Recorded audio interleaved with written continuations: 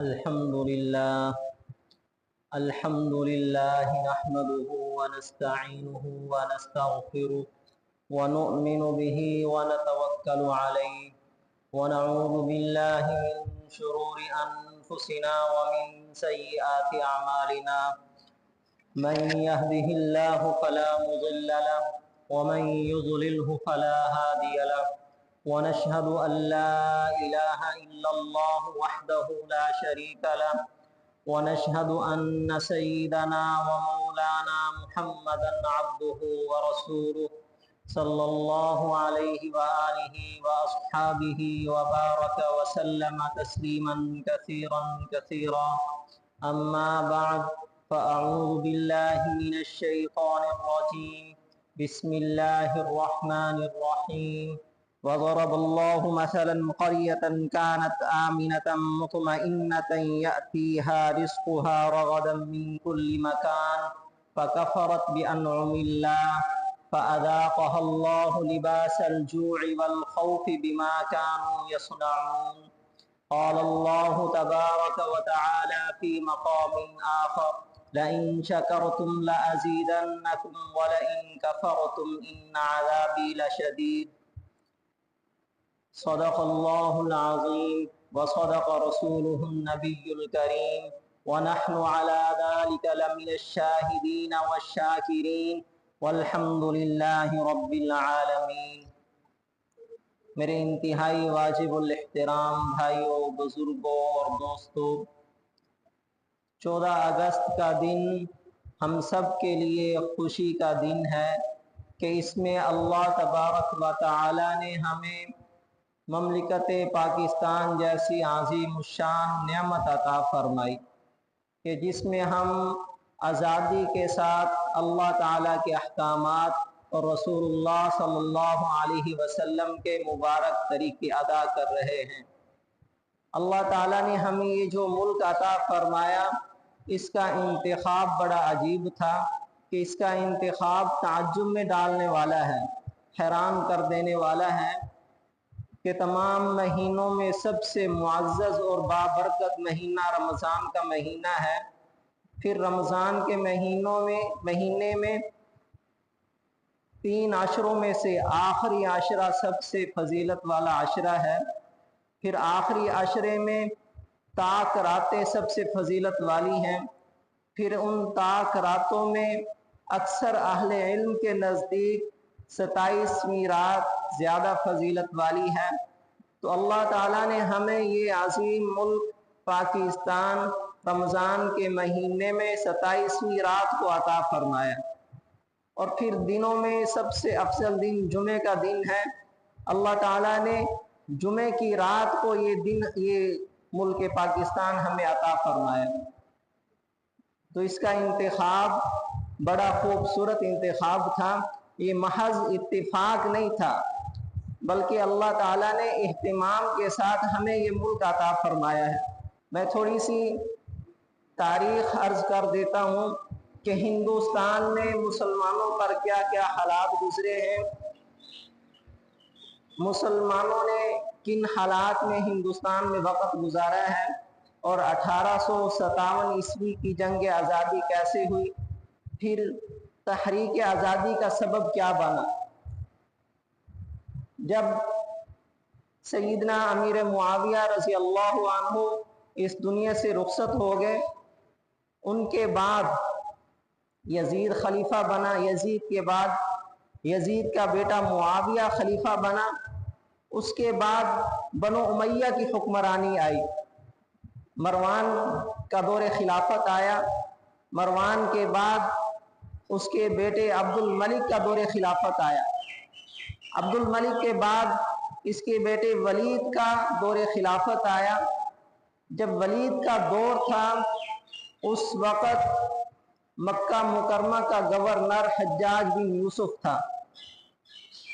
ہندوستان سے ایک عورت نے حجاج بن یوسف کو خط لکھا کہ یہاں پر ہندو مسلمانوں پر ظلم کر رہے ہیں، راجہ داہر اور اس کے ماننے والوں نے ہمیں پکڑا ہوا ہے، وہ ہماری عصمت دری کرنا چاہتے ہیں، عزت لوٹنا چاہتے ہیں، تو آپ ہماری مدد کو پہنچے۔ اور ہندوؤں نے ہمیں یہ کہا ہے کہ اگر تم کسی کو اپنی مدد کے لیے بلانا چاہو تو بلا لو، تو ہم آپ کے پاس یہ خط بھیج رہے ہیں، آپ ہماری مدد کو پہنچے۔ جب حجاج بن یوسف کے پاس یہ خط پہنچا ہندوستان سے مکہ مکرمہ میں، تو حجاج بن یوسف نے اپنے بھتیجے محمد بن قاسم کو بلایا اور بتایا کہ یہ ہندوستان سے ایک عورت کا خط آیا ہے، وہاں پر ہندو مسلمانوں پر ظلم کر رہے ہیں، تو آپ لشکر اکٹھا کرو اور لشکر لے کر ہندوستان پہنچو۔ محمد بن قاسم اپنے لشکر کے ساتھ گھوڑوں پر روانہ ہوا۔ 3 مہینے کا سفر طے کر کے محمد بن قاسم ہندوستان پہنچا۔ جب ہندوستان پہنچا تو دیکھا کہ واقعی ہندو مسلمانوں پر ظلم کر رہے ہیں۔ انہوں نے ایک عورت کو پکڑا ہوا ہے، تو جیسے ہی محمد بن قاسم فاتحانہ انداز میں گھوڑوں پر ہندوستان میں داخل ہوا تو ہندو دیکھ کر ڈر کر بھاگ گئے۔ پھر محمد بن قاسم ایک بت خانے کے پاس گیا جس کے اوپر جھنڈا لگا ہوا تھا، جس کا مطلب یہ تھا کہ یہاں پر ان لوگوں کی حکومت ہے اور یہاں پر ان کا حکم اور فیصلہ چلتا ہے۔ محمد بن قاسم نے فرمایا کہ یہ اللہ کی زمین ہے، اللہ کی زمین پر اللہ کا حکم اور اللہ کا فیصلہ چلے گا، لہذا ان کا جھنڈا اتارو اور مسلمانوں کا جھنڈا لگاؤ۔ محمد بن قاسم رحمہ اللہ نے 3 سال ہندوستان میں گزارے۔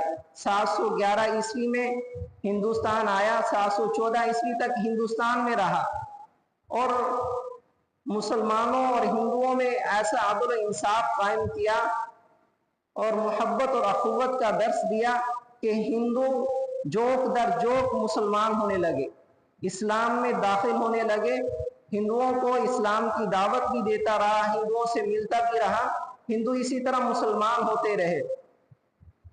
جب ولید اس دنیا سے چلا گیا، اس کا بھائی سلیمان بادشاہ بنا، اس کو کسی نے کہا کہ ایک نوجوان ہے، لوگ اس سے بہت متاثر ہیں، اس کا ہر حکم مانتے ہیں، اس کی اطاعت کرتے ہیں، کہیں وہ آپ کی بادشاہت کے لیے، آپ کی ریاست کے لیے خطرہ نہ بن جائے، اس لیے اس کو راستے سے ہٹا دیا جائے۔ سلیمان نے اپنے گورنر کو حکم دے کر بھیجا ہندوستان، محمد بن قاسم کو گرفتار کروا لیا۔ جب محمد بن قاسم کو گرفتار کروا لیا، گرفتار کرنے کے بعد پھر شہید کر دیا۔ آپ تاریخ اٹھا کر دیکھیں، جب بھی کسی مسلمان کو کوئی نقصان پہنچا ہے وہ مسلمان کی وجہ سے پہنچا ہے، اپنوں کی منافقت اور غداری کی وجہ سے پہنچا ہے، ورنہ ایمان میں اللہ تعالیٰ نے وہ طاقت رکھی ہے، کافر مسلمان کا مقابلہ نہیں کر سکتا، کیونکہ مسلمان جذبوں سے لڑائی کرتا ہے اور جذبوں کو شکست نہیں دی جا سکتی، اور جذبوں میں ایمان کا جذبہ سب سے بلند ہوتا ہے۔ لڑائیاں ہتھیاروں سے نہیں، جذبوں سے لڑی جاتی ہیں۔ آپ دیکھ لیں کہ ہر دور میں اللہ تعالیٰ نے مسلمانوں کو فتح عطا فرمائی، کیونکہ مسلمان جذبوں سے لڑائی کرتا ہے اور جذبوں کو شکست نہیں ہوتی، تو اللہ تعالیٰ نے ہر دور میں مسلمانوں کو فتح عطا فرمائی۔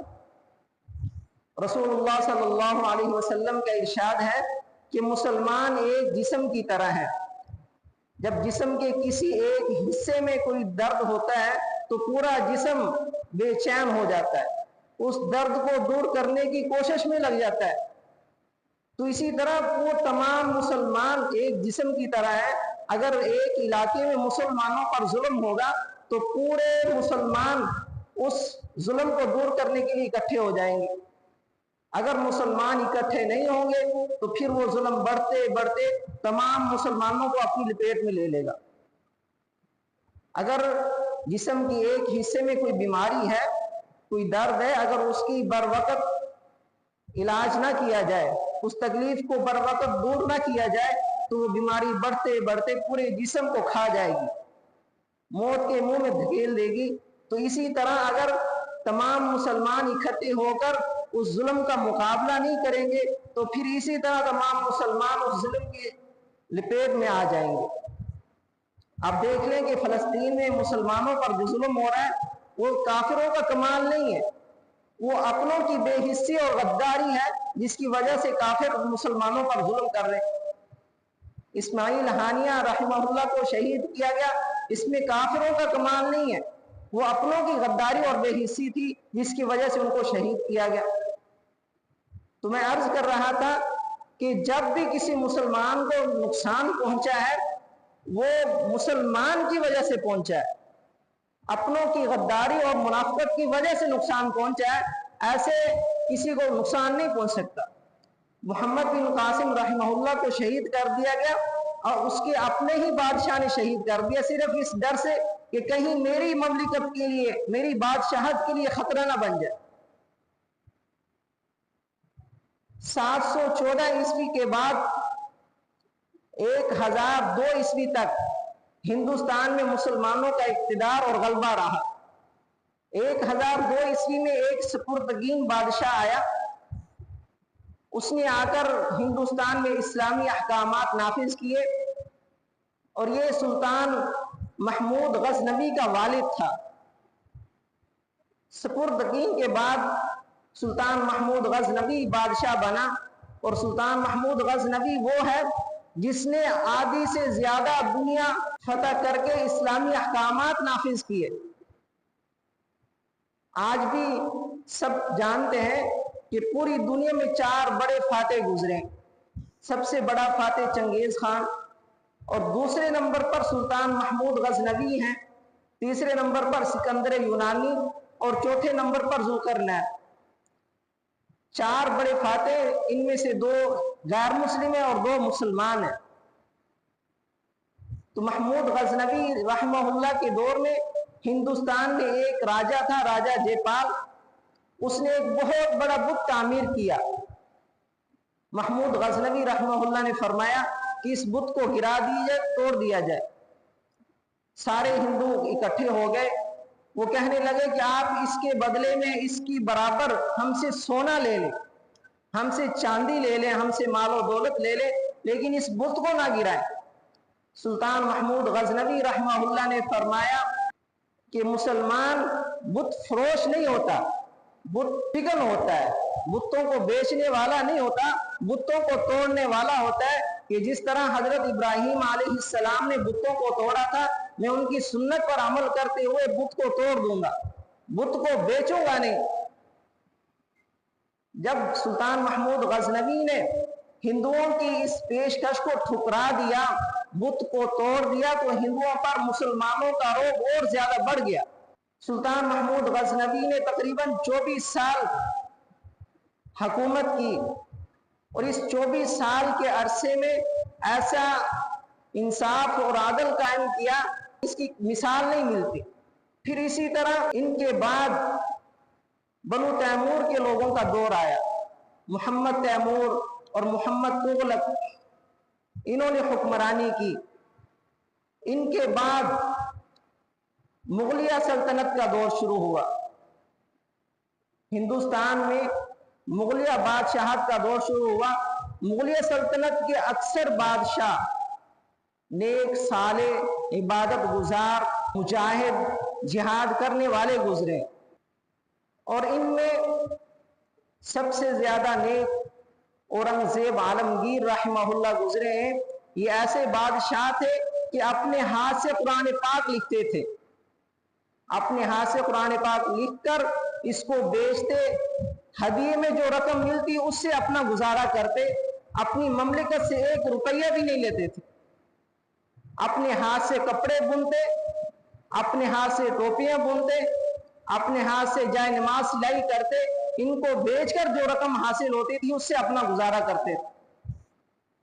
اور انہوں نے ایک فتاوی مرتب کیا، فتاوی ہندیہ کے نام سے، 500 علماء کی کمیٹی بنائی، ان 500 علماء کے اوپر 4 علماء کو سرپرست مقرر کیا۔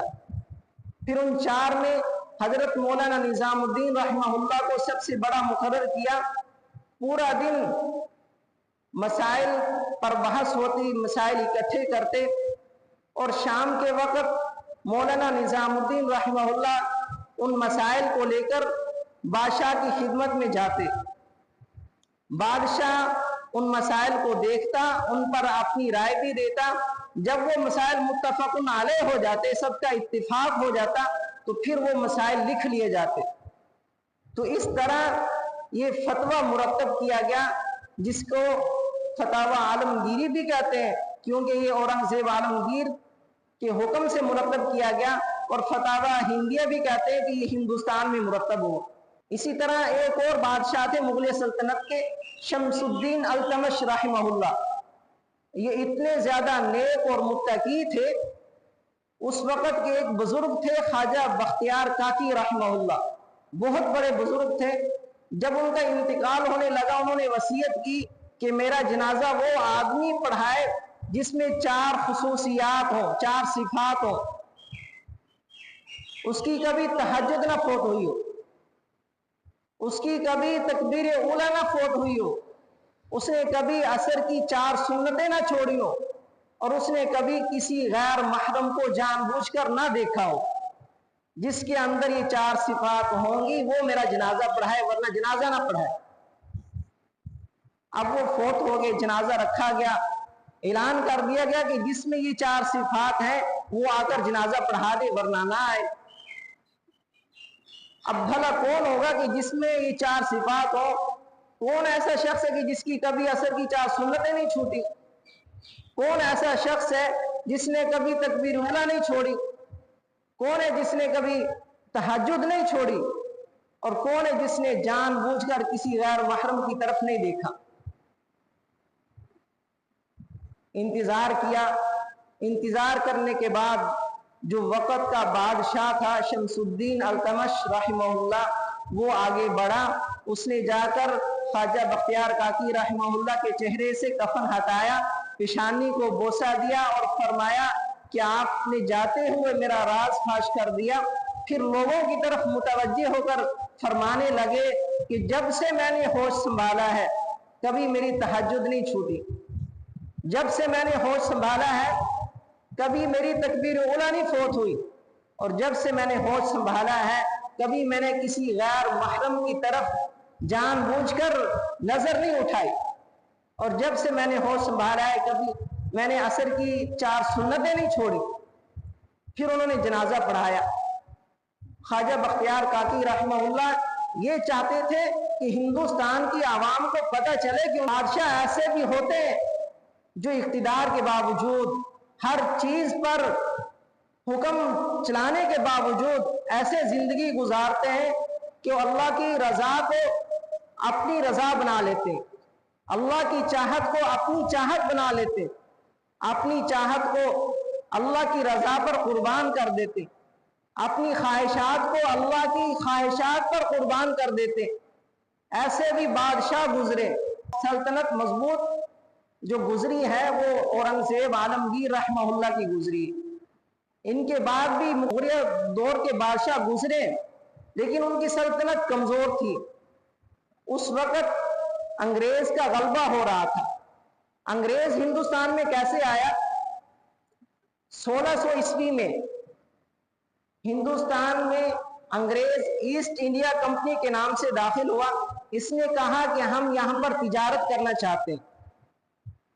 تجارت کی انہوں نے آ کر، اور تجارت اتنی کی کہ یہ یہاں پر آ کر مضبوط ہو گئے، معیشت مضبوط ہو گئی۔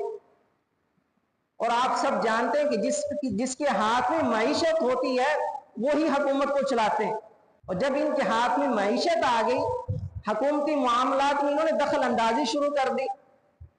جب انہوں نے دیکھا کہ یہاں پر 2 قومیں آباد ہیں، ایک مسلمان اور ایک ہندو، انہوں نے مسلمانوں کو پیچھے کرنا شروع کر دیا، راستے سے ہٹانا شروع کر دیا، ہندوؤں کے ساتھ مل گئے۔ جب بھی کبھی عہدے دینے کی باری آتی، گورنر بنانے کی باری آتی، کسی علاقے کا نواب بنانے کی باری آتی، ہندوؤں کو مراعات دی جاتی، مسلمانوں کو پیچھے کر دیا جاتا۔ تو اس طرح انگریز کا غلبہ ہو رہا تھا، مسلمان کمزور ہو رہے تھے، اور انگریز نے اسلامی احکامات میں تحریف شروع کر دی، مسلمانوں سے جہاد کا جذبہ ختم کر دیا۔ اس وقت پھر ایک بادشاہ ہے نواب سراج الدولہ رحمہ اللہ، یہ بھی بڑے نیک بادشاہ گزرے ہیں۔ 1757 عیسوی میں ان کی بادشاہت شروع ہوئی اور انہوں نے آ کر پھر انگریز کے خلاف علم بغاوت بلند کیا، انگریز کے خلاف جہاد کیا، میسور کے لوگوں کو اکٹھا کیا انگریز کے خلاف جہاد کے لیے۔ لیکن انہی کے ایک سپہ سالار میر جعفر، ان کو انگریزوں نے خرید لیا، اس کو مال و دولت دیا، زمین دی، وہ بک گیا، جس کی وجہ سے نواب سراج الدولہ رحمہ اللہ شہید ہو گئے۔ اس کے بعد حیدر علی کا دور آیا۔ حیدر علی یہ ٹیپو سلطان کے والد ہیں، انہوں نے 2 سال جنگیں کی، انگریز کے خلاف لڑائی لڑی۔ ان کے بعد ٹیپو سلطان کا دور آیا۔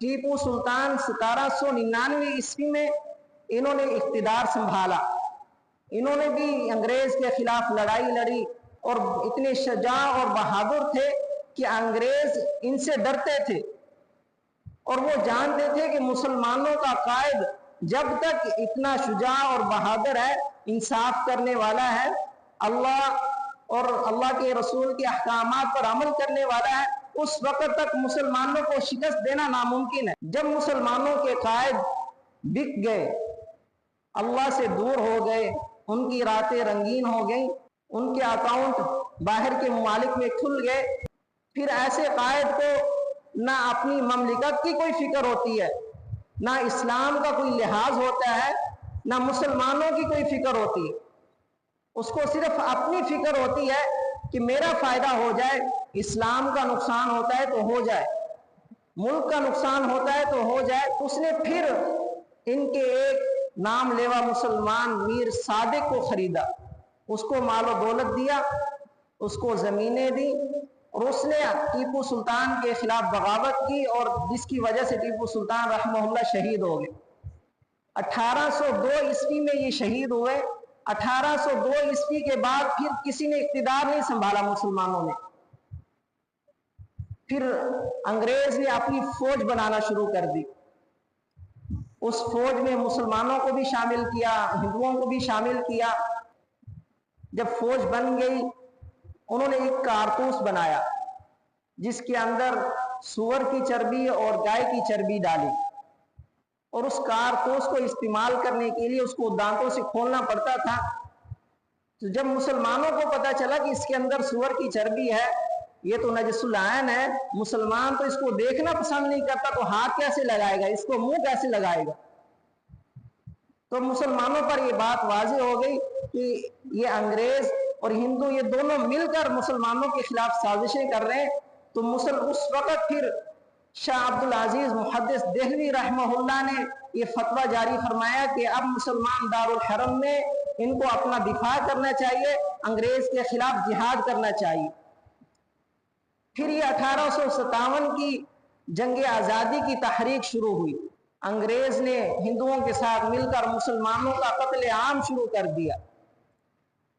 ایک انگریز مورخ مسٹر ٹامسن لکھتا ہے کہ 12,000 علماء کو انگریزوں نے قتل کیا، شہید کیا۔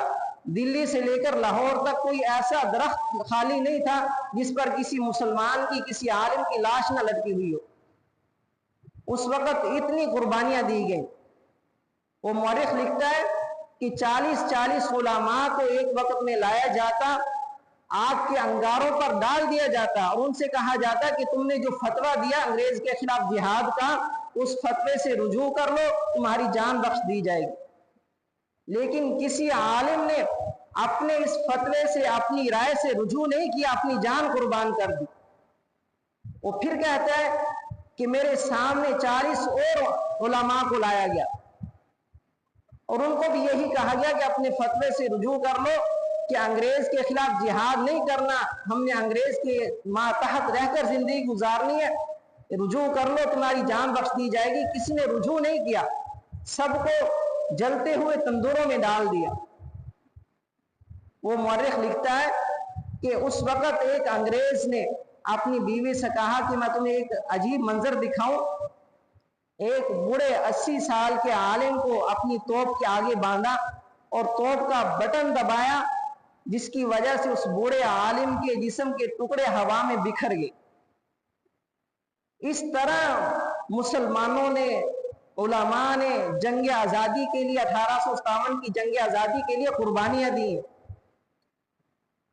جب یہ سلسلہ، یہ تحریک چلتی رہی تو پھر ضرورت اس بات کی تھی کہ مسلمان ایک الگ ریاست قائم کریں جہاں پر یہ آزادی کے ساتھ اللہ کے احکامات اور رسول اللہ صلی اللہ علیہ وسلم کے مبارک طریقوں پر عمل کر سکے۔ اور یہ تصور سب سے پہلے حکیم الامت حضرت مولانا اشرف علی تھانوی رحمہ اللہ نے پیش کیا۔ علامہ اقبال شاعر مشرق رحمہ اللہ نے اس تصور کو آگے بڑھایا۔ 1930 عیسوی میں قرارداد مقاصد پیش کی گئی۔ اس وقت علامہ اقبال رحمہ اللہ نے یہ تصور پیش کیا کہ مسلمان ایک الگ ریاست قائم کریں۔ مسلمان اور ہندو یہ دو الگ الگ قومیں ہیں، ان کے الگ الگ نظریے ہیں، ان کے الگ الگ رسم و رواج ہیں، ان کا اکٹھے رہنا مشکل ہے۔ تو مسلمان ایک الگ ریاست قائم کریں جہاں پر مسلمان آزادی کے ساتھ اپنے عبادت کر سکیں، اللہ کے احکامات پر عمل کر سکیں، آزادی کے ساتھ داڑھی رکھ سکیں، آزادی کے ساتھ قرآن پاک کی تعلیم حاصل کر سکیں۔ پھر اسی تصور کو قائد اعظم محمد علی جناح رحمہ اللہ نے لاہور کے پارک میں 1940 عیسوی میں پھر اس تصور کو پیش کیا کہ ہم اب ایک آزاد ریاست چاہتے ہیں۔ تو اللہ تعالیٰ نے 14 اگست 1947 عیسوی کو اللہ تعالیٰ نے پھر ہمیں یہ آزاد ملک پاکستان عطا فرمایا۔ یہ ملک پاکستان ہمیں انہوں نے ایسے آسانی کے ساتھ پلیٹ میں رکھ کے نہیں دے دیا۔ اس کو حاصل کرنے کے لیے ہجرت کے دوران 6 لاکھ مسلمانوں نے اپنی جان قربان کی۔ 6 لاکھ مسلمان ہجرت کے دوران شہید کیے گئے۔ 7,000 عورتوں نے اپنی عزت بچانے کے لیے دریاؤں میں اور نہروں میں چھلانگ لگا دی۔ جلندھر کے مقام پر معاذ اللہ 3 عورتوں کی، 3 مسلمانوں کی، ہندوؤں اور سکھوں نے سر عام ان کے ساتھ زنا کیا۔ تو یہ ملک پاکستان ہمیں ایسے آسانی کے ساتھ حاصل نہیں ہوا، اس کے پیچھے ہماری ماؤں کی، ہمارے آبا و اجداد کی قربانیاں ہیں۔ جب وہاں سے ٹرین چلتی تھی لاہور کے لیے تو ہر ڈبے سے خون بہتا ہوا نظر آتا تھا۔ تو اللہ تعالیٰ نے ہمیں یہ ملک عطا فرما دیا، اس پر ہم اللہ کا شکر ادا کریں۔ ہم اللہ کا شکر ادا کریں گے، اللہ تعالیٰ اپنی نعمت میں اور اضافہ فرمائیں گے۔ قرآن پاک میں اللہ تعالیٰ فرماتے ہیں ضرب اللہ مثلا قریۃ کانت آمنۃ مطمئنۃ یأتیہا رزقہا رغدا من کل مکان۔ اللہ تعالیٰ فرما رہے ہیں کہ اللہ تمہارے لیے ایک ایسی بستی کی مثال بیان فرماتا ہے جس بستی میں ہر طرف امن تھا، ان کے پاس ہر طرف سے رزق آ رہا تھا، ہر طرف سے ان پر اللہ کی انعامات کی بارش ہو رہی تھی۔